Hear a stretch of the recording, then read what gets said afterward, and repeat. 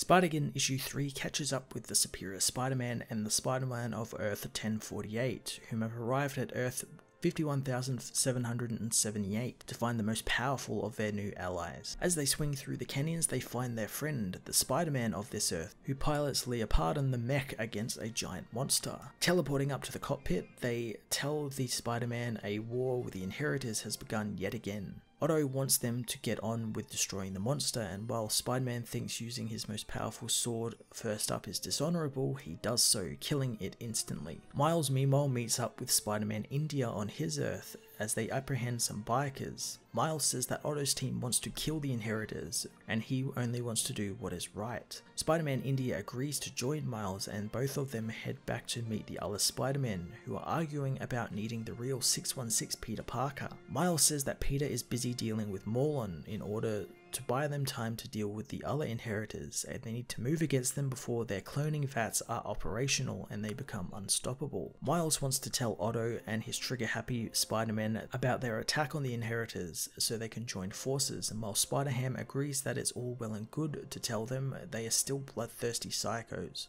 On Earth 616, Otto assembles his team to kill the Inheritors, telling them that Kane's team is of preventing Verna from getting her father Solus free. Octavia knows where Genix is designing the new cloning vats at, so she's called Ben Riley in to help, since it's his tech they are using. Otto is not happy that Ben is helping out, but Octavia says that he revealed himself to them voluntarily and he knows the tech Genix is using. Otto relents and allows him to tag along, saying that he will be watching Riley closely. The young Spider-Man contacts Otto, telling him that Miles' team is hitting New U. Otto calls the plan suicide and they won't be helping. Members of his team aren't happy, seeing as they have Scarlet Spider with them and he knows the New U building inside out, but Otto says that his mind is made up and the other Spider-Man will die like fools. Genix and his team meanwhile have successfully cloned Solus, but they are still in need of his essence in the crystal Verna is currently hunting down on their Earth. Spider-Ham meanwhile spies on them, returning to his team and telling them that the Inheritors have finished the cloning process.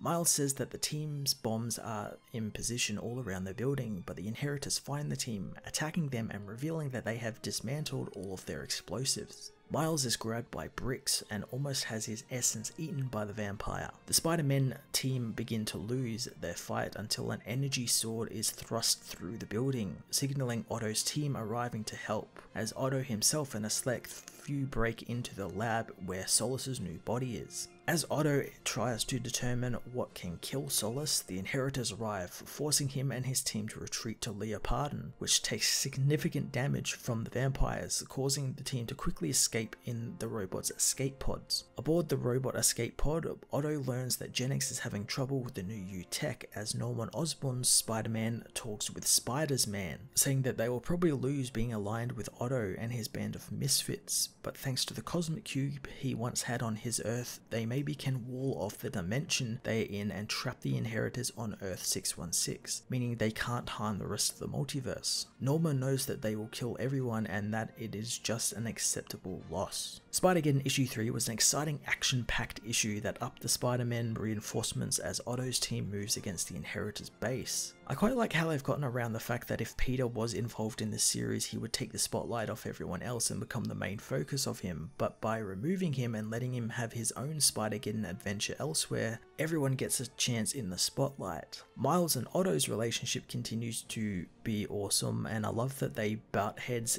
in the best way possible, and it's a great play on the whole power and responsibility pillar of the Spider-Man character. The one weakness I would say is any of the Spider-Men trusting Norman Osborn. Like, why would they do that? I understand he's a spider person, but he's still a Osborn. Why would they trust him? And they should know better not to trust him, but I'm interested to see how that plan is playing out and how his plan on walling off the Earth 616 is going to work out. I'm going to give this issue an 8.5 out of 10.